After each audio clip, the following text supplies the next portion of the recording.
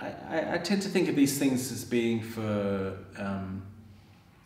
recognising my profession as well in some ways, as a representative of dance, of the dance profession, you know. I think that's a great thing, that the Oliviers do keep dance at the forefront of what they're doing, as well as the theatre and the musicals and the plays, and you know, dance and opera is still in there and part of what the Oliviers is all about.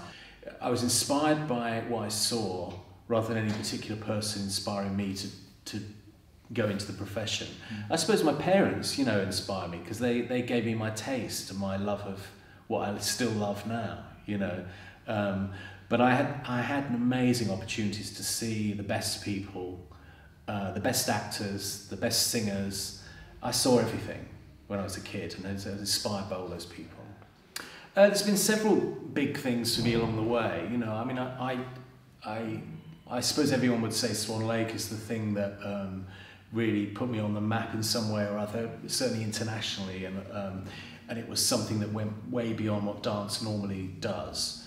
And I suppose up until that point, I was very much in the dance world and doing what dance normally does. So you play for a few performances and then you move on to the next thing, and you know, it's got a limited lifespan. Whereas when Swan Lake came along, it suddenly was in the West End, it was on Broadway, it did long tours.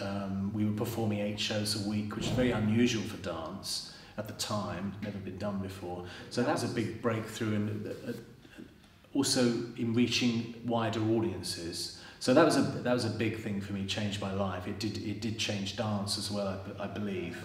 I don't think I've ever been ambitious, you know. I don't feel I've ever had goals in that way. Things have just sort of happened, and I'm very grateful for them as they've come. But I've not been ticking off the next thing, you know. It's been sort of, oh, this is incredible that this has happened, you know. And I've always enjoyed it along the way. I've never felt that there was a sort of a struggle in a way, because I've enjoyed it at each level it's been at, you know. So I'm just very grateful for where I'm at, and I'm still doing what I love. I think dance is in a great place at the moment. I think I do believe that London's the dance capital of the world. I think it used to be New York maybe at one time, but I think we've got many more exciting homegrown talents here. And internationally recognised choreographers, and that side of things is incredible at the moment. And also, you know, most of our larger companies and doing great work and working with interesting people, interesting choreographers. There's been a sort of blending of contemporary work with ballet, which has happened over the last few years, where a lot of contemporary choreographers are working with ballet companies. And that's been good as well, because it's made, for me, it makes it less ballet and more dance. It's just good dance, and I think that's very important. It's the way I even look at dancers, really. I don't really mind what their training is, as long as they're great dancers, you know. The other thing that's happened in dance, which is interesting, is there's a lot of dance on television, which is like Strictly and all these dance shows. There's World of Dance, and there's all sorts of other ones that have been around recently, and it's made us all more conscious of what dance is and what it is to be a good dancer, or what's good choreography. I think because we hear the judges and the criticism and the stuff, we start to learn more about it.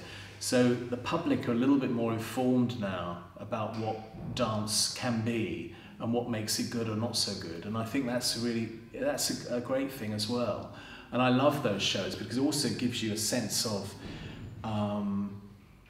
what it feels like to dance. And you can't, it's not fake, it's real. When you see someone get that love of dancing, that joy, it's very moving. And I think there's maybe a little bit of snobbery about things like Strictly in the dance world, but I think it's brilliant because it really shows that what dance can do for people and what the joy it can bring. Yeah, I am very grateful to still be doing what I'm doing. I've been running my company for over 30 years now, and I never guessed I would still be doing it and still be having these regular seasons at Sadler's Wells and these big national tours that we do. It's incredible, you know, it's as popular as ever, and I don't take that for granted, you know. And I also don't take for granted the fact that I have my own company. And that is a very special and unique thing. To be able to do the work you want to do and not have too many people interfering with that. Other than your collaborators, of course, who you want to hear from. But it is a privilege to be able to do your own work, and I don't underestimate that. The other thing I've learned is you never really know what you've got until you put it in front of an audience, and there's always a lot to learn then, and a lot to change, and a lot to work on. So the actual opening date is the beginning of the journey for me, the second part of the journey. But there's lots to come, I think.